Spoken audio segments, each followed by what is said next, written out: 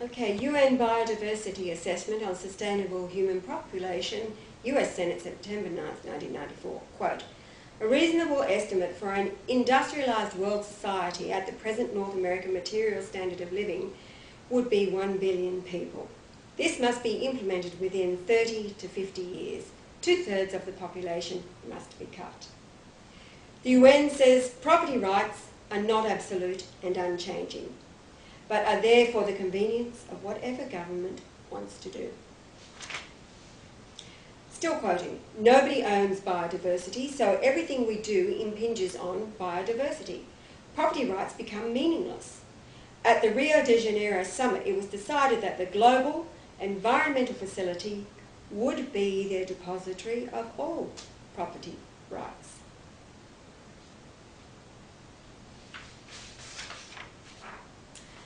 Right, this is important. The Western worldview, this is an assessment by the United Nations, biodiversity. The Western worldview is characteristic of large-scale societies, heavily dependent on resources brought from considerable distances. It is a worldview that is characterised by the denial of sacred attributes of nature, which became firmly established about 2,000 years ago with the Judeo-Christian Islamic religious traditions. This same treaty considers rocks to be living beings on an equal plane with human beings. Rocks, many believe, will reincarnate into lower life forms and gradually into human beings. It's astonishing, isn't it? Human dimensions of ecosystem management, objective/purpose. All ecosystem management activities should consider human beings as biological resources.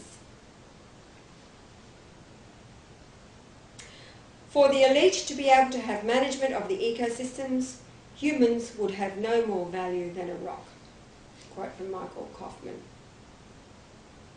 Okay, here we go. This is the UN Biodiversity Treaty, United Nations Global Biological Assessment Sustainable Human Populations. Quoting, population growth has exceeded the capacity of the biosphere, that is the Earth. It is estimated that an agricultural world in which most human beings are peasants should be able to support 5 to 7 billion people.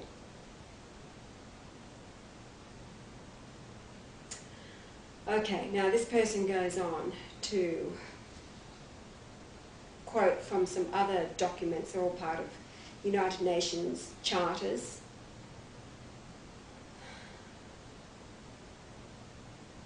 Okay, we've got the IUCN in 1992. Okay, she explains that the IUCN involves the EPA, US Fish and Wildlife Service, National Park Service, United States Forest Service, Sierra Club, Nature Conservancy, the National Wildlife Fund, National Audubon Society, National Resources Defence Council, UNESCO, the Environmental Defence Fund, the UN Environmental Programme, etc. Okay, quoting, the Covenant on the Environment and Development, eventually a wilderness network would dominate a region and thus would itself constitute the matrix, with human habitations being the islands. The remaining half of the US would be used as buffer zones. The night before this treaty was ratified, Senator Mitchell withdrew it from the calendar and it was never voted on. It took 4 men devoted to God in prayer to stop this treaty. The treaty still waits in the wings. Upon ratification, the US will have no ability to protect its own citizens. Henry Kissinger had a similar plan to use food as a weapon in 1974, found in the National Security Study Memorandum 200, Implications of Worldwide Population Growth for US Security and Overseas Interests, which was adopted as official policy by then-President Gerald Ford in November of 1975. This memorandum outlined a covert plan to reduce population growth in lesser developed countries by means of birth control and implicitly war and famine.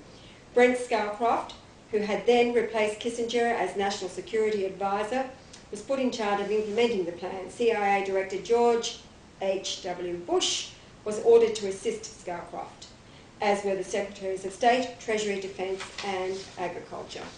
This document has never been renounced. Only certain portions have been amended, leaving it as the foundational document on population control issued in the US government. The major players in the founding of this document were as follows: Henry Kissinger, Richard Nixon, Margaret Sanger, Paul Ehrlich Werner, Fornas, Timothy Worth, the United Nations Population Fund, the United States Agency for International Development, Planned Parenthood, Federation of America, International Planned Parenthood Federation, the Club of Rome, UNICEF, WHO, that's the World Health Organization, United Nations and World Bank. United Nations, World Bank. And it gives a link where it can be found in entirety. Let it be noted that Adolf Hitler also used food as weapons, stating that food is a beautiful instrument for manoeuvring and disciplining the masses. Food has been used as a weapon of war for centuries. Why then would it be outrageous for the elite to use food as a weapon, both a physical and psychological weapon, in a declared war on overpopulation? It would not be outrageous at all. As has been said time and time again, history repeats itself. Then we get down to the Earth Charter. It's a radical global religion created by Mikhail Gorbachev and Michael Strong. Quote, the Earth Charter initiative reflects the conviction that a radical change in humanity's attitudes and values is essential to achieve social, economic and ecological well-being in the 21st century. The Commission plans to circulate a final version of the Charter as a People's Treaty beginning in mid-1998. The Charter will be submitted to the United Nations General Assembly in the year 2000, where it will ensure a very strong document that reflects the emerging new global ethics. This unprecedented, the first component of an authentic global governance. Global governance. We are working for dialogue and peace. We are demonstrating our ability to assert control over our fate in a spirit of solidarity to organise our collective sovereignty over this planet, our common heritage. That's the people who are working against it. At the Earth Summit in Rio de Janeiro, the Presidential Council on Sustainable Development in 1996 came to the conclusion that the world's human population should not exceed 500 million people. That's a 93% reduction in population. It goes on and on. The Earth Charter is a spiritual vision. Quoting, a consensus has developed that the Earth Charter should be the articulation of a spiritual vision that reflects universal spiritual values, including but not limited to ethical values, a people's charter that serves as a universal code of conduct for ordinary citizens, educators, business executives, scientists, religious leaders, non-governmental organisations and national councils of sustainable development, and a declaration of principles that can serve as a soft tax document when endorsed by the United Nations General Assembly. The Charter is out there for anybody who wants to Google search it and go and find out what it's all about. Cutting to the chase. Everything that we're seeing now, right down to the Copenhagen Treaty that's being nutted out now in Copenhagen as we speak. We've got Codex Alimentarius, which was ratified in 1994. It's going to be implemented from December the 31st, a few weeks ago, 2009. I'll just read this to you about Codex Alimentarius. If you haven't already heard about it, do the Google search on it and find out what it's about. Okay, this is from Esoteric Agenda, a documentary by Ben Stewart. Actually, it goes back to 1962 here. Quoting, in 1962 it was decreed that there would be a move toward global implementation of Codex Alimentarius. The date set for implementation is December 31st, 2009. The World Health Organization and FAO are the commissions in charge of Codex Alimentarius. They fund it and run it at the request of the United Nations.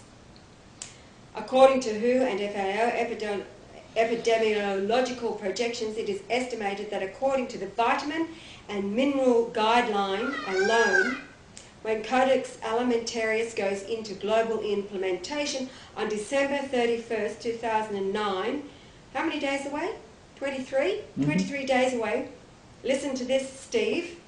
It will result in a minimum of 3 billion deaths.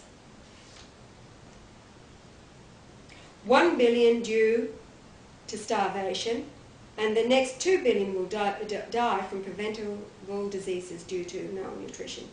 That's because the United Nations has reclassified vitamins and minerals as poisons. Makes sense, doesn't it?